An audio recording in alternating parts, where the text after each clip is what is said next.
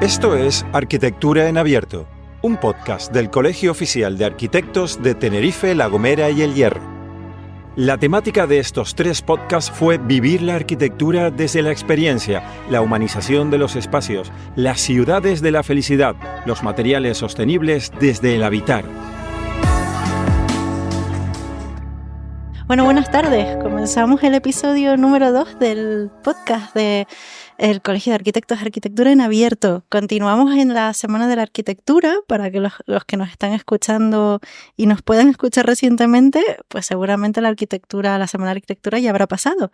Pero actualmente nos encontramos aquí en la azotea del colegio. En primer lugar quiero dar la bienvenida a Elena García del área de cultura, que va a estar en los próximos episodios acompañándonos. También a Mario Cortés, que estuvo en el episodio 1, especialista en arquitectura de la felicidad, y del estudio Marrero, que también es especialista en accesibilidad. Tenemos con nosotros también a Juan Diego López de la Universidad Europea, el vicedecano de la Escuela de Arquitectura, que además nos va a dar una visión más desde el punto de vista de la enseñanza y de los futuros profesionales de la arquitectura. Después tenemos a Claudia Colmar, arquitecta con formación en la Universidad de Stuttgart, y también una cosa muy interesante de su biografía, licenciatura en carpintería en otra universidad alemana. Claudia además es socia fundadora de JetWorks Arquitectos y tiene su labor profesional entre Barcelona y Tenerife, reconocida por su obra a nivel nacional e internacional. Sobre todo, sus espacios invitan a la reflexión y a la contemplación. Proyectos además que integran tanto la enseñanza como la percepción. La tendremos el sábado 19 en la charla Espacio Sentido hacia una experiencia vital. Podremos charlar con ella próximamente sobre este tema. Y a mi lado también están Javier Guzmán y Sisto Martín del estudio Soco. Ellos tienen sede en Madrid y Santander. Sus proyectos son conocidos internacionalmente, también han ganado varios galardones, sobre todo por proyectos muy innovadores. Ellos dieron una charla ayer que fue súper interesante y hablaron sobre cómo crear espacios armónicos y neutros. Y hablamos además de muchos materiales además sostenibles, durables en el tiempo. Luego hablaremos un poquito más de eso.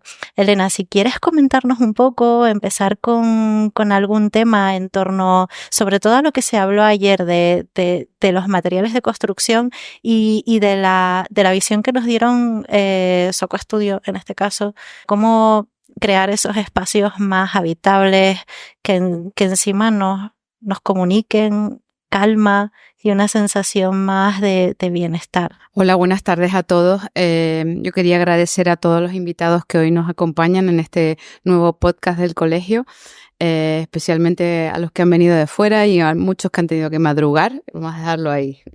Pero espero que este podcast en directo bajo una sombrilla en la cubierta del colegio merezca la pena, ¿no?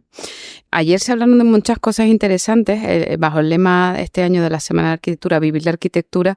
El tema de los materiales es un eje clave, tanto desde el punto de vista de materiales sostenibles, ahora con todo el tema del cambio climático, pero también desde buscar esa calma, ese equilibrio, esa serenidad de la que hemos venido hablando, esa armonía de la que hablaba Soco ayer en su presentación. Y a veces es como que la gente entienda que la arquitectura es una disciplina que va mucho más allá de una disciplina técnica y que tiene un enfoque más holístico, podríamos decir, y que lo hablábamos ayer también en el debate, que después de la pandemia quizás también hay una mayor concienciación, ¿no?, de buscar ese bienestar en nuestros entornos cotidianos. Y creo que ellos con sus proyectos, también Claudia con las cosas que nos va a comentar, pues lo están consiguiendo, y creo que es una línea de trabajo que viene ya desde esos años, desde pospandemia, pero que ahora yo creo que ha cogido mucha más fuerza y que cualquier persona la valora, ¿no?, como parte de enfrentarse a su vivienda o a un proyecto comercial, por ejemplo, en el caso de Soco con algunos interiorismos que también no solamente lo abordan desde los materiales, sino también en romper modelos, ¿no?, o formas de venta, o acercarse a la experiencia de usuario de otra forma. Me gustaría que ellos también desarrollaran esa parte. Sí, bueno, para nosotros los materiales son muy importantes, es una parte vital del proyecto, pero nunca aparece en primer lugar cuando diseñamos. Siempre es una manera de dar forma a una idea. Entonces, cuando sacamos una idea, luego pensamos cómo la vestimos y cómo coge pues, espacio físico.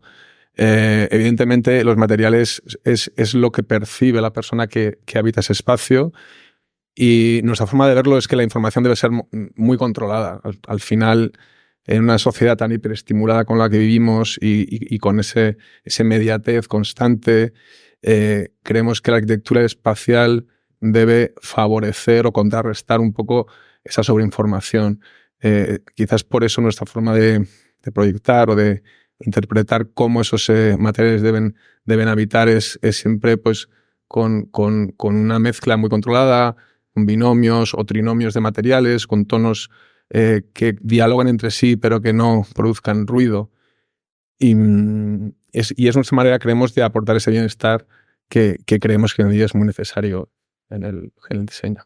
Aparte de lo que comentaba Sixto, es cierto que tenemos como una tendencia bastante clara, si no casi ya como una filosofía de trabajo de emplear materiales pues que nosotros entendemos como naturales o que provienen de la naturaleza en su mayor parte. Esto evidentemente no siempre es posible, pero siempre que está a nuestro alcance utilizar pues piedra, madera, acero, cal, materiales, o sea, barro, materiales de este estilo, siempre nos vamos a inclinar por ellos.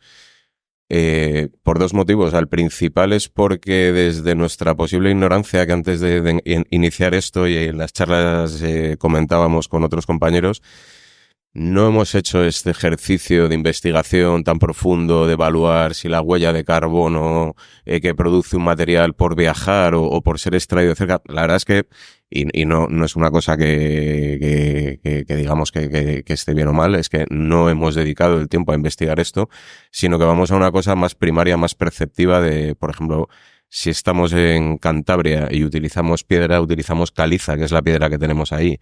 Cuando estamos aquí y utilizamos piedra, utilizamos basalto, que es la piedra que tenemos aquí. Entonces, creemos que esos materiales son los que realmente en ese resultado final, esa cobertura que comentaba Sisto antes, son los que te aportan ese punto de naturalidad, de serenidad, de contacto con la naturaleza, mientras que muchos otros materiales, pues que son procesados o que son elaborados de una manera, claro, que también tienen que estar en el mercado para ciertas interpretaciones, carecen de estas propiedades, ¿no? El otro día casualmente me hizo gracia un cliente que le estamos haciendo actualmente una casa y él solo quería poner cosas como muy naturales, y le estoy haciendo una reflexión que me parece muy buena, que decía, es que yo tengo una puerta de madera, dice, y le doy un golpe y tiene una cicatriz, se ve que bueno, que tiene una historia, que tiene una vida. Dice, yo tengo una puerta de melamina, le doy un golpe y está vieja, ¿sabes? Porque descubro el interior de esa puerta. Entonces son pequeñas puntualizaciones, pero que al final esos materiales, no es explicarlo de una forma más explícita, pero tienen como una vida diferente. Sí, recuerdo además, justo hablando de este tema, ya bajando al punto de vista del usuario, que es de donde un poco vengo yo, una amiga siempre nos dice, hay que aprender a envejecer con los materiales, ¿no? Pero claro, que sean materiales que tengan buen envejecer, no claro, cualquier cosa, ¿no? Una melamina envejecida sí, no tiene gracia. Y por contra, encontraba a un señor que casualmente conocí porque le compré una cosa por Wallapop, que me decía, no, es que la mesa que te llevas está nueva porque mi mujer cambia la decoración cada 6 meses y ahora es nórdico y esta mesa no es nórdica, entonces no se ha usado. Y me tocó mucho, ¿no? Cómo se lleva el consumismo a cosas que desde mi punto de vista creo que deberían de durar más y de estar conviviendo con nosotros incluso varias generaciones. Recuerdo otra amiga que vendía unas colchas que estaban hechas a mano y decían, estas colchas van a sobrevivir al comprador porque pueden durar más de 100 años. Sí que es verdad que costaban 900 euros, pero es una colcha para toda la vida. Y yo, claro, es que esto como que te obliga a un poco a apostar por calidades no tan caras, ¿vale? Pero sí aprender a consumir igual de otra manera, ¿no? De, oye, yo estoy apostando por un material que va a perdurar, que va a envejecer, que obviamente va a cambiar. Me gustaría conocer vuestro punto de vista en términos de cómo estamos consumiendo los usuarios las cosas que compramos para nuestros hogares. Polémica. Ustedes querían polémica, ¿no? Sí, Hombre, sí. Creo que hay un consumismo voraz. Creo que en eso podemos coincidir todos. Es verdad que el interiorismo de la decoración a nivel usuario se ha convertido pues en, bueno, pues como que cambia el armario muchas veces de pues la temporada de ropa, cada año o cada 2 años, pues cambias, te vas a IKEA y cambias la decoración de tu salón. Evidentemente no es sostenible, evidentemente es un problema. Creo, nosotros somos más partidarios de, bueno, si se puede hacer una inversión un poco más moderada, pero un poco más acertada y que los objetos tengan valor en sí mismos y que respondan a una necesidad y que envejezcan pues de una forma, digamos, más lógica, más que tirarlos a un contenedor a los 2 años, sin duda, claro. Sí, no es en el estudio vuestro, ¿no? Que dejaban las paredes vistas con su historia, ¿no? Siempre que encontramos un contenedor, un local que tiene historia, lo primero que hacemos es rasparlo, es quitarle todas las capas y ver qué hay ahí, porque es que, lo comentábamos antes con un compañero, a veces la belleza no hace falta crearla, basta con descubrirla. Entonces, respetemos lo que han hecho otros antes que nosotros, que seguro que eran mejores, la gran mayoría, y quitemos todas las capas, veamos qué hay, y si lo que hay pues crees que tiene problemas, lo solucionaremos, pero no entras con la bulldozer allí y decir, venga, yo creo que hay que respetar un poco dónde actúas y sobre qué obra anterior actúas. Ayer justo hablaban de... Ay, perdona, Mario, sí, comenta. Quería comentar, me ha encantado lo de, a veces la belleza no hace falta crearla, sino tan solo descubrirla. Y me parece que esa frase creo que hay que enmarcarla y me parece fantástica. Y me sorprende un montón de vosotros dos. Bueno, falta un tercer socio por lo que tengo conocimiento, porque yo veo a vuestros niños, os veo de niños pequeños jugando, como con el Lego, con un Lego así muy monocromático. Me gustaría que os imaginarais cómo jugaríais vosotros con Lego. Y luego construís unos espacios, os veo súper divirtiéndoos, pasándolo pipa en el jardín, en el patio, en donde fuera. Y luego creáis unos espacios que crean una armonía y una calma sorprendente. O sea, sorprendente viendo el proceso. O sea, me fascina que lleguéis a esos espacios y realmente veo que hay detrás un cariño, un esmero, ese amor por descubrir esa aventura, ese niño pequeño que quiere descubrir capa a capa de que había aquí, dónde está aquí la belleza. Así que os quiero felicitar. Creo que es muy importante para la gente que está escuchando que vea vuestra charla, el vídeo que va a estar colgado en YouTube, porque bueno, tenéis un nuevo seguidor que no os conocía y es un regalo auténtico que estéis aquí y que compartáis lo que hacéis. Y la experiencia de usuario también os divertís creando ese pan. Yo me imaginaba de niños pequeños intentando coger el pan de la mesa, ¿sabes? Ahí en el medio, porque el demostrador está custodiada, y creo que ese niño travieso en el proceso de diseño a mí me gusta que esté. Y en vosotros lo veo y os felicito de verdad por ello. No sé qué impresión, si mis impresiones son meramente invenciones mías o hay algo detrás. No, a ver, la verdad es que nosotros, bueno, somos bueno, muchas gracias por cómo nos has puesto, madre mía, nos vamos aquí con el pecho bien alto. Pero realmente nosotros somos arquitectos de formación los tres, y realmente trabajamos, ahora por suerte, trabajamos en el ámbito de la arquitectura y del diseño de interiores. Pero esta segunda disciplina, digamos que ha sido un poco... No ha sido buscado, o sea, ha sido una necesidad pura y dura. Nosotros montamos el estudio en plena crisis, necesitábamos trabajar y vamos, no se nos caen los anillos por haber reformado pues el baño de la cuñada de mi amigo, la cocina de mi tía, diseñarle un mueble a un señor para no sé qué. Y realmente todo eso de una forma inesperada nos ha dado un aprendizaje, o sea, un conocimiento de los materiales, de la construcción, estar con los gremios, sentados con ellos, pues eso, en su taller, con el carpintero, el cerrajero, aprender cómo es un tipo de soldadura, otro un encuentro de la madera, si es un pico gorrión, punta diamante, que era una galleta, o sea, cosas que no teníamos ni idea. Y bueno, de alguna forma todo eso te hace desarrollar, pues igual, no sé, otra sensibilidad y al mismo tiempo todo ese conocimiento que has tenido de formación como arquitecto, todas esas herramientas que, no sé, nosotros estudiamos en la EDSAM en Madrid y de alguna manera parecía que de ahí, si no salías y ibas a hacer el Palacio de Congresos de Toronto, pues eras un auténtico fracasado. O sea, no sé qué hacías aquí y realmente luego te das cuenta que todas esas herramientas aplicadas a muchos otros proyectos o muchas otras situaciones, tienes una serie de recursos brutales para responder ante esas situaciones. Y bueno, de ahí un poco, yo recuerdo ahora cuando estaba viendo esto, me estaba acordando de este hombre que nos daba construcción, el de las gafas, ¿cómo se llamaba? Era buenísimo.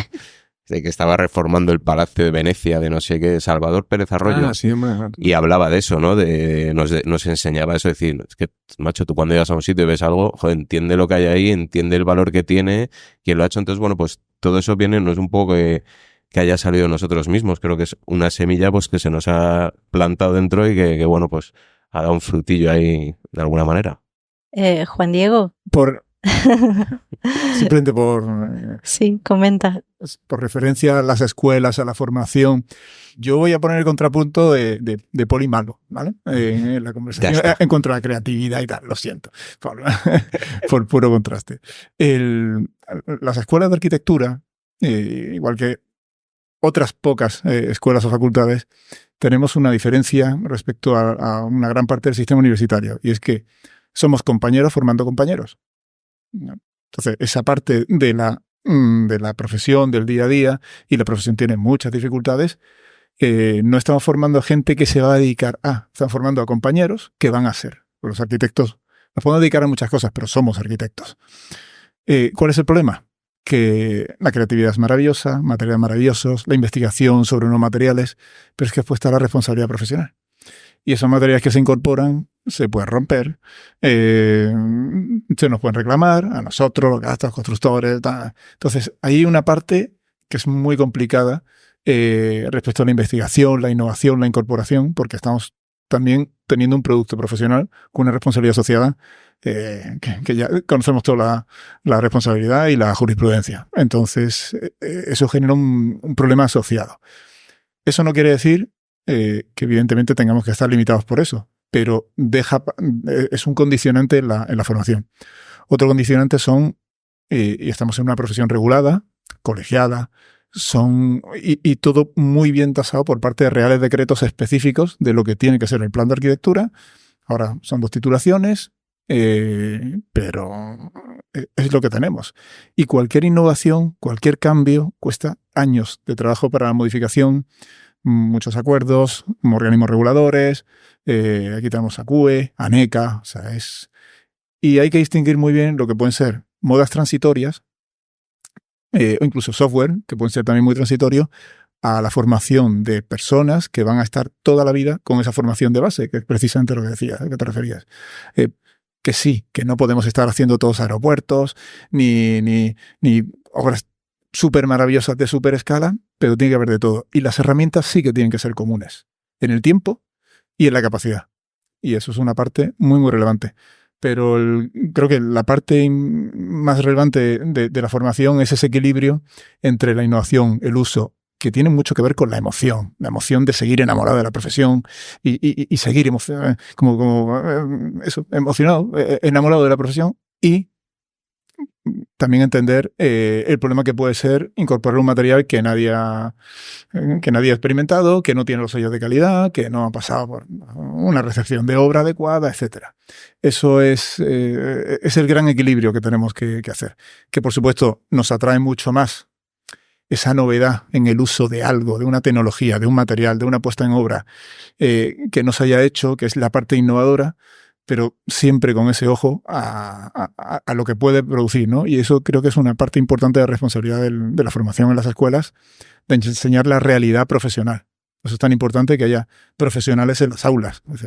En algún momento, me acuerdo muy al principio de la carrera, de algún libro de cimentaciones en ladrillo. Oiga, pero ¿qué cimentaciones en ladrillo? Esto es de hormigón, ¿no? Explíqueme las cimentaciones de hormigón, que son la realidad y es con lo que me voy a pelear, y no hablando de una cosa teórica que ya no existe. Esa es uno de los condicionantes clave. Y esa emoción, pues, como todo, no estamos produciendo castillos en el aire. Al final tenemos que hacer espacios físicos que contengan, que por supuesto emocionen, que nos hagan vivir mejor, que sea un sitio que se pueda adaptar. Pero creo que la sostenibilidad a largo plazo tiene mucho que ver con eso de la durabilidad de los materiales. Y la durabilidad, pues, se puede tasar, se puede valorar y se puede medir, ¿no? Creo que es una parte muy, muy importante ese equilibrio. Por eso siento el contrapunto, pero... No, es así, está muy bien planteado. El contrapunto, al final yo creo que la profesión también tiene muchos caminos y muchas maneras de verlo. Entonces, nosotros somos de la opinión que hay veces en que hay que asumir ciertos riesgos para conseguir ciertas cosas. Porque el que no asume riesgos, evidentemente, va por un camino muy cómodo en el que nunca va a tener ningún problema, o pocos, pero bueno, a lo mejor es que él no quiere llegar a otro objetivo más que ese. Ya lo decía Oiza, un edificio sin goteras es un mal edificio. ¿Por qué? Porque eso está muy bien la frase, porque es muy exagerada como era él, pero en el fondo está diciendo, un arquitecto que no asume riesgos es porque quizás no está exprimiendo el proyecto que tiene hasta llegar a eso. Ese límite. Ese límite. Entonces, claro, cada uno tiene que plantearse un poco qué camino quiere escoger y los dos son exactamente igual de respetables y de bueno. Bueno, pues sí, hay ciertas veces que tomas decisiones que dices, vamos a ver. Y a veces te equivocas y aprendes también con esas decisiones y a lo mejor gracias a ese error en unos años pues aciertas. Pues, bueno, es un poco... Sí, no, y además que los aciertos, los errores son, perdón Elena, para todos. Para todos. Y todos conocemos casos de premios Pritzker que se ganan escaleras. Por eso. Te puede pasar. Yo quería apuntar a lo que estás diciendo, Juan Diego, que ese yo creo que es uno de los grandes desafíos, ¿sabes? Y que viene tanto por el lado de la educación de las escuelas y también de los profesionales, con lo que estás diciendo, Sixto, ¿no? Que también está, digamos, en nuestra responsabilidad asumir esos nuevos retos hacia adelante, pero ese equilibrio entre la emoción o los espacios que queremos conseguir y los materiales o una buena ejecución está el reto. Y recuperando cosas que hablamos en la sesión de ayer, que por ejemplo, Claudia, en Alemania el tema de los materiales tóxicos y todo este tema está muchísimo más avanzado. Hay una mayor concienciación tanto cultural como profesional, va mucho más por delante en temas de sostenibilidad y cómo todo eso se ve implementado en la demanda también de la gente, ¿no? De los espacios que necesitan. Tú que eres alguien que como arquitecta ha estado viviendo en España, en Alemania, en Barcelona muchos años y ahora llevas un tiempo con una labor también de investigación, intentando llevar a cabo, arriesgándote, ¿no? a investigar en el campo educativo, pues como todo ese aprendizaje que también viene de la neuroarquitectura, que hemos hablado con Ana Monviedro y que tú también has desarrollado proyectos, cómo está afectando las aulas, al desarrollo de la educación en las aulas y qué es lo que puede aportar esa arquitectura desde esta visión que estamos planteando en los materiales, en la espacialidad, en los colores y alguien como tú que tiene esa doble vertiente también del lado de los materiales hacia la madera, por ejemplo, que tienes un perfil atípico, ¿no? De artesana también, si me permites, ¿cómo lo estás abordando? A ver, primero también refiriéndome a lo que estamos hablando ahora, yo creo que nuestra profesión es una profesión de complejidad, ¿no? Y depende mucho del enfoque que tú das, porque todos estos aspectos que hemos hablado ahora mismo es como el fondo, ¿no?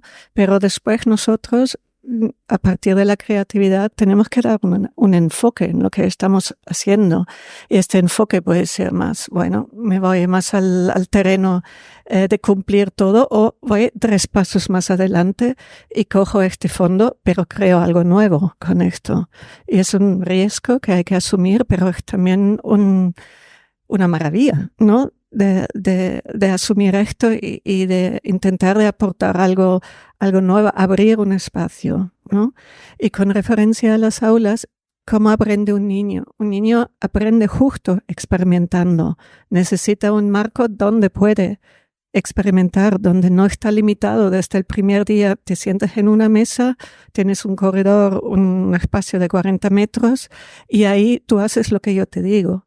No, al revés, ¿no? Un niño aprende por sí mismo, por experimentar cosas, por tocar, por moverse, por probar, ¿no? Y cuando está permitido de hacer todo eso, automáticamente va a aprender, ¿no? Y por eso el enfoque que hemos dado justo en este proyecto era crear un espacio que es posible de hacer todo esto con la sostenibilidad, con todo esto lo que tenemos en el fondo, pero crear unos espacios que inspiran, que dan calma, pero que a la vez inspiran, que es como una contradicción, ¿no? Por un lado necesitamos este tema de la calma, de estar aquí tranquilos y tener menos estrés posible, pero por otro lado necesitamos inspiración para desarrollarnos, ¿no? Como personas, como niños, lo que sea, ¿no? Yo no veo esto solo en la edad temprana, ¿no? También depende que aguante tienes. Si tú puedes persistir en el tiempo y convencer a las personas que es necesario realmente un cambio, poco a poco la gente cede. Y la gente se inspira también, ¿no? Con tu propia inspiración que tú das a ellos, ¿no? Y este era un poco el marco en que trabajamos y siempre también integrando la arquitectura y el arte. No solo crear un espacio tranquilo, también crear un espacio que habla de la arquitectura, que la arquitectura misma, por ejemplo, puede convertirse en un espacio de aprendizaje, que aprenden de la arquitectura y conviven con ella, o del arte, por ejemplo, ¿no? Esto es un poco el enfoque que hemos intentado de dar. Claudia, se lo pregunté antes a Ana, pero sin hacer spoiler, ¿nos puedes dar alguna pincelada o alguna pista de la charla que vas a tener, Espacio y Sentido, hacia una experiencia vital? Sí, la charla de mañana va a tratar un poco casi de todos los entornos, no solo, ¿no? De los entornos de las escuelas, ¿no? Que va a tener una gran parte de la charla, pero también cómo realmente nuestros espacios nos impactan a las acciones diarias, ¿no? Si yo tengo mi cocina cerrada oscura o la tengo abierta con luz, a lo mejor en una me apetece más cocinar que en la otra. Tan simple, por ejemplo, ¿no? En el diario. Pero después también todos estos materiales que hemos hablado, los espacios que hemos hablado, cómo afecta eso en nuestra vida diaria y nos inspira. Esta contradicción para mí es muy, muy importante, ¿no? Que no es solo todo está calmo, todo está bonito y estoy relajada. No, necesitamos también este contrapunto. Hay como, diría yo, como una nube inconsciente que nos estamos moviendo con muchos temas que tenemos inconscientes en nuestro bagaje de la vida, ¿no? Nuestras programaciones que tenemos, cómo percibimos realmente un espacio. A lo mejor cada uno percibe un espacio diferente, pero después hay espacios, por ejemplo, este edificio mismo que estamos, que es una obra maestra, ¿no? Que todos nos sentimos bien. ¿Y qué pasa cuando pasa eso? ¿Por qué? Esto ha sido un poco mi línea de investigación de los últimos años. Justo ayer en la charla de Soco vimos que bueno, eso es una de mis preguntas, ¿no? Como nos pusieron tantas panaderías, ¿qué pasa cuando el mostrador no es el mostrador habitual? ¿Qué pasa cuando es una vitrina redonda, por ejemplo, ¿no? ¿Cómo cambia para el trabajador que está allí todos los días? ¿O cómo cambia para el usuario? Como decía Claudia, ¿no? Nosotros intervenimos en el espacio y podemos generar otro tipo de comportamientos en la gente que usa o que habita ese espacio. En vuestro caso, ¿tienen alguna anécdota de cómo ha cambiado quitar un mostrador de una panadería? Sí, cuando abrieron hubo un proceso de adaptación. ¿Qué pasa? El cliente, son panaderías de barrio, entonces al final el cliente va mucho, o sea, ya el cliente ya conoce la tienda, pero es verdad que la primera vez que ese cliente entraba, pues había una especie de shock de no saber muy bien dónde colocarse, cuando lo que se procuraba precisamente era eso, no hay que colocarse a ningún lado, circula, mira el producto y la dependienta o el dependiente te va a preguntar si quieres algo, te lo va a poner y tal.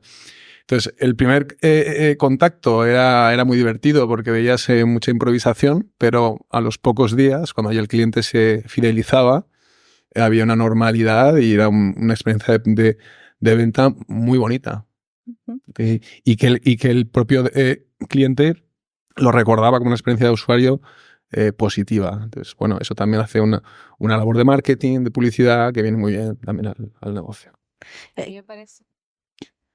A mí me parece muy interesante porque es como proyectos que pueden ser grandes o pueden ser muy pequeños, pero que al final suponen como una punta de lanza de hacer las cosas de otra manera. Y creo que eso es una forma también de generar, yo lo llamo una didáctica de la arquitectura, de que la arquitectura no es el estándar ni es la etiqueta que tienes puesta de cómo la has visto, pues 20 panaderías o 20 tipos de vivienda de 2, 3 dormitorios, sino que hay viviendas, como presentabais ayer, que pueden tener 4,50 de alto y ser 1,5 de altura, ¿me entiendes? Y yo creo que esa línea de generar otro tipo de espacios diferentes, que además hay una mayor demanda de espacios flexibles, adaptables, con modelos de familia distintos, por decir,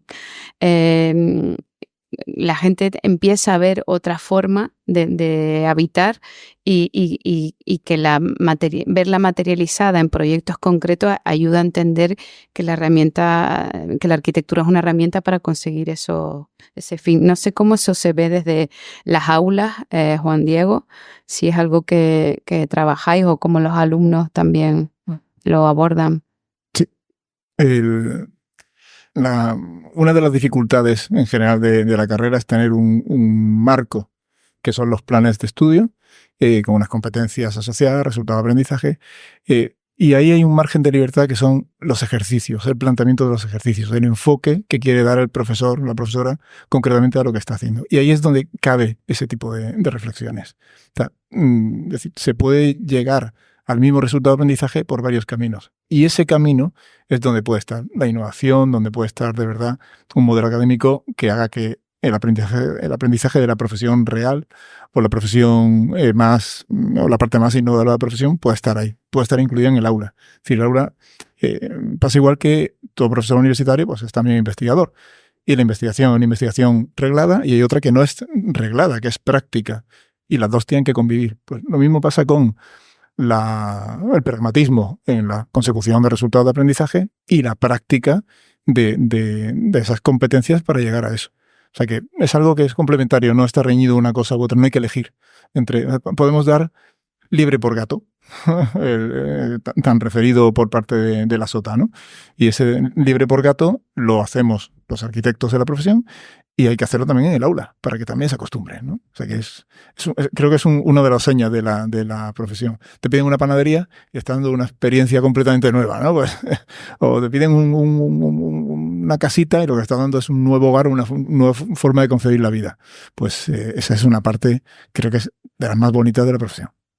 Claudia, no queremos finalizar sin antes un poco que excaves en tu memoria y que nos comentes, después de haber ejecutado algún proyecto, si has visto cómo cambian los comportamientos, las percepciones, si tienes algún hito en tu experiencia laboral que nos puedas contar para ver qué impacto tiene los espacios desde tu punto de vista intervenidos desde este tipo de conceptos en las personas. Sí, justo, por ejemplo, en el proyecto, ¿no?, de las aulas de Barcelona, que era la Escola Baixera, es la primera escuela pública de Barcelona, que hemos cambiado el interior poco a poco por dentro. Y estas generaciones que han vivido el cambio, que tenían primero los espacios anteriores y después los nuevos, ahí se veía un cambio completamente claramente y tan impactante que el proyecto empezó con hacer solo un solo aula, como un aula piloto, un laboratorio donde se prueban todas estas cosas.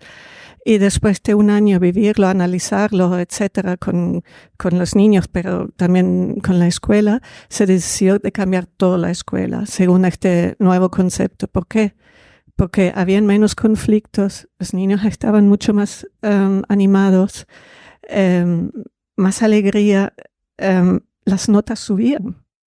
Y esto fue una sorpresa también, ¿no? Que las profesoras se sentían mucho más cómodas de dar su clase. Todo esto empezó con una negación al principio total. No querían cambiar, no veían la necesidad. ¿Por qué? Porque ahora cambiar un aula, ¿no? Pero teniendo varias conversaciones con ellos, vamos a probar, a ver qué tal, no sé qué, lo que he dicho antes, se hizo el cambio, ¿no? Y a través de eso se empezó a aplicar todo esto a la escuela completa. No pudimos terminar todavía por falta de dinero, pero después se empezaron espacios más experimentales. Uno, por ejemplo, un espacio de meditación para los niños. Y este espacio, por ejemplo, es un espacio no solo de meditación, también de escucha activa. Y esta escucha activa de tener un espacio donde un niño puede estar cuando no se siente bien solitariamente o en un pequeño grupo donde simplemente alguien le escucha o simplemente porque le gusta estar un tiempo ahí, estar protegido en un espacio muy diferente. Es un espacio rosa completo, con una luz rosa casi como un James Turrell. Ha causado, por ejemplo, una historia en concreto, una niña muy, muy, muy traumatizada que estaba viviendo en un centro de, no sé cómo se llama, de menores, ¿no? Por agresión de su propia familia. Y esta niña entraba todos los días en este espacio. Todos los días lloraba, entraba, la gente, los otros niños hicieron juegos de felicidad con ella. Y a los 2 meses de inaugurar este espacio, la niña por primera vez habló, contaba lo que ha pasado en su vida.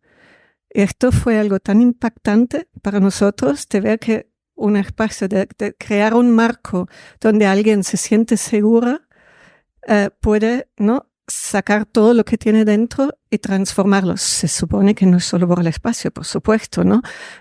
Por muchos factores que hay alrededor, ¿no? Pero se ha creado un marco donde es posible y donde hay suficiente seguridad y ánimo de sacarlo. Esto fue lo más impactante, ¿no? Sí. No, la verdad que bueno, hemos asistido desde el punto de vista comercial, de viviendas familiares, de escuelas, de espacios de aprendizaje y la verdad que las intervenciones con ese tipo de punto de vista y de conceptos y de valores detrás consigue resultados muy positivos. Hasta aquí ha llegado el podcast, la verdad que se hace corto porque no da tiempo de hablar de todo y además somos aquí un grupo interesante, pero bueno, vamos a seguir grabando podcast los próximos meses. Les invito a que los que nos escuchan estén pendientes al siguiente podcast, que será el 3º y que seguirá siendo aprovechando las charlas de la Semana de la Arquitectura, con lo cual tendremos además perfiles muy, muy interesantes que están por aquí por la isla. Muchas gracias a todos por venir, ha sido un placer, así que nos vemos y bueno, y seguimos disfrutando de las charlas hoy y mañana, ¿vale? Muchas gracias. Bien, Gracias. Muchas gracias. Has escuchado un nuevo episodio de Arquitectura en Abierto, un podcast del Colegio Oficial de Arquitectos de Tenerife, La Gomera y El Hierro.